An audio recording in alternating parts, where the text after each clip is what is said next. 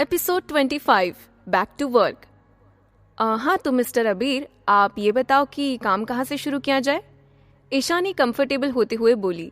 इस पर अबीर ने उसका लैपटॉप अपनी ओर करते हुए कहा, आपके लैपटॉप पर हमारा ही तो सॉफ्टवेयर ओपन है। इसका मतलब है कि आपने इसे केवल देखा ही नहीं है बल्कि इस पर कुछ काम भी किया है। जी हाँ, और आपको याद होगा कि ये आपका ही इंस्टॉल किया हुआ डमी सॉफ्टवेयर है। ईशानी की इस बात पर अबीर सॉफ्टवेयर को देखते हुए बोला, यस डेफिनेटली, मुझे याद है। इसमें जो भी प्रॉब्लम आपने फेस की हो आप वो सब मुझे बता दे, मैं चेंज कर देता हूँ। इस सॉफ्टवेयर में सिर्फ एक ही प्रॉब्लम नहीं है मिस्टर अबीर, बल्कि कई इश्यूज हैं। ईशानी अबीर के साथ बहुत ही फॉर्मल सा बिहेव कर रही थी, जबकि वो इससे पहले भी उसके साथ इस सॉफ्टवेयर के मॉडल पर काम कर चुकी थी और अब तो उसकी और अबीर की दोस्ती भी हो गई थी। वो दोनों फ्रेंड्स बन गए। शायद ये बात वो अपनी बॉस को जताना नहीं चाहती थी। ईशानी के मन की बात समझते हुए अबीर उससे बोला, वैसे आप मुझे अबीर भी कह सकती हैं। Okay, I will try my best. Ishani ने ऑफिशियल एनवायरनमेंट का डेकोरम बरकरार रखते हुए ये बात कही। फिर वो सॉफ्टवेयर से रिलेटेड प्रॉब्लम बताते हुए अबीर से बोली, हाँ तो अबीर, सबसे पहले तो कस्टमर आईडी के साथ ही प्रॉब्लम है। इस पर अबीर ने पूछा, क्या प्रॉब्लम, कैन यू स्पेसिफाई। तब ईशानी ने अबीर को समझाते हुए कहा, सपोजिड एक फैमिली में 4 मेंबर्स हैं और सभी एक साथ ट्रैवलिंग पर जाते हैं, तो इस सॉफ्टवेयर में हमें चारों मेंबर के लिए अलग अलग कस्टमर आईडी बनानी होगी। ओके, और आप उसकी जगह क्या चाहती है।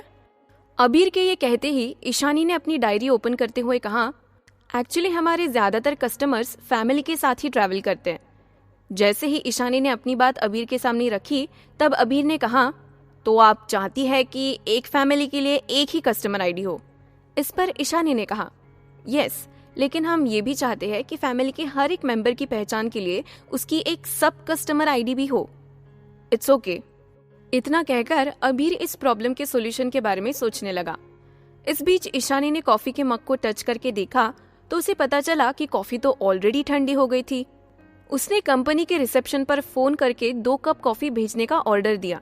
कुछ देर बाद ऑफिस अटेंडेंट ने 2 मग गर्म कॉफी लाकर टेबल पर रख दी और ठंडी कॉफी वाले कप लेकर वो वापस चला गया। ईशानी ने अबीर का ध्यान खींचते हुए कहा, अबीर कॉफी लो, नहीं तो फिर से ठंडी हो जाएगी। हाँ, मुझे भी काफी देर से कॉफी पीने की इच्छा हो ही रही थी। अबीर के ये बोलते ही ईशानी ने अपोलोजाइज करते हुए कहा, आई एम सो सॉरी, काम के बीच में मुझे कुछ याद ही नहीं रहता। फिर दोनों ने अपने अपने कॉफी के मग उठाकर कॉफी पीना शुरू कर दिया। कॉफी खत्म होने तक दोनों चुपचाप बैठे रहे।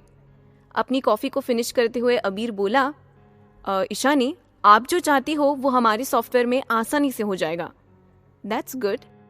इससे आगे ईशानी कुछ और कहकर अपनी बात खत्म कर पाती उससे पहले ही उसका असिस्टेंट आ गया, जिसका नाम राघव था।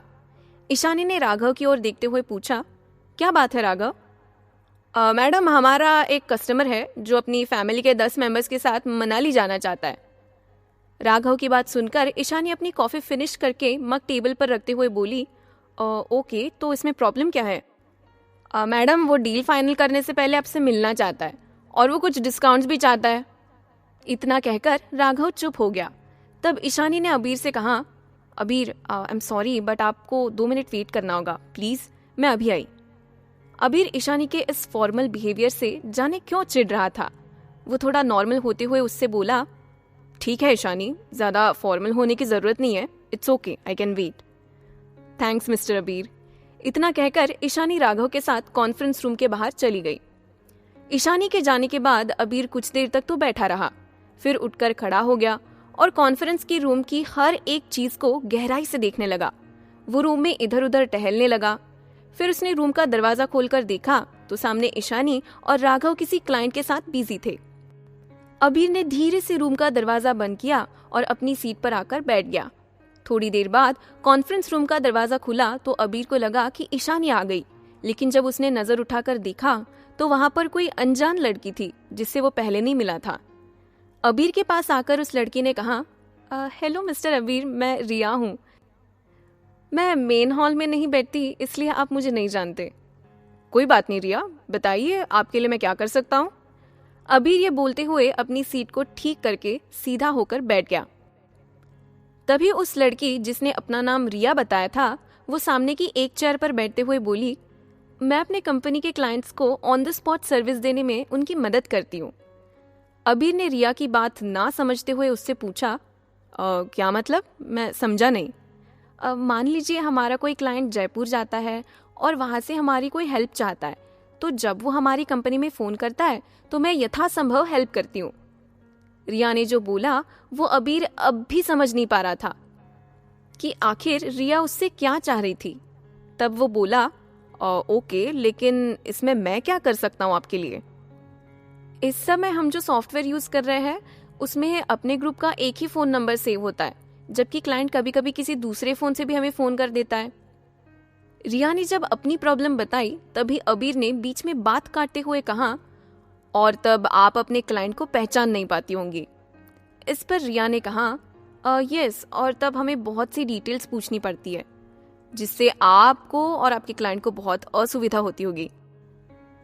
अबीर अब उसकी बात समझ चुका था। उसकी बात समझ जाने पर रिया खुश होते हुए बोली, हाँ जी, मेरी बिल्कुल यही समस्या है। डोंट वरी, हमारे सॉफ्टवेयर में ये समस्या नहीं होगी। इसमें आप अपने क्लाइंट के मल्टीपल नंबर्स सेव कर सकती हैं। ये कहते हुए अबीर ने उसकी प्रॉब्लम का सोल्यूशन बताकर उसे अश्योर कर दिया था। ओके, थैंक्स मिस्टर अबीर, कहकर रिया वहां से चली गई। अबीर को अकेले बैठकर ज्यादा वेट नहीं करना पड़ा। रिया के जाते ही वहां ईशानी आ गई। अपनी सीट पर बैठते हुए ईशानी ने अबीर को देखते हुए कहा, sorry I am late, but client को समझाना ज्यादा जरूरी था। इस पर अबीर ने कहा, मैं समझता हूँ Ishani, it's okay, no problem. So now is your client fully satisfied? Yes, I think he is satisfied, so the deal is done. इस बात पर ईशानी ने खुश होते हुए कहा, yes, well done my dear Ishani. Abir के ऐसा कहते ही ईशानी ने उसकी ओर घूर कर देखा। अब क्या होगा? क्या हार्टबीट कैफे का वरदान इन दोनों को पास लाएगा, या फिर दोनों का एटीट्यूड उन्हें वापस लड़ाएगा? जानने के लिए सुनते रहिए पॉकेट एफएम, आपकी होस्ट आयुषी के साथ। लेखक सपना गुप्ता की कहानी हार्टबीट कैफे।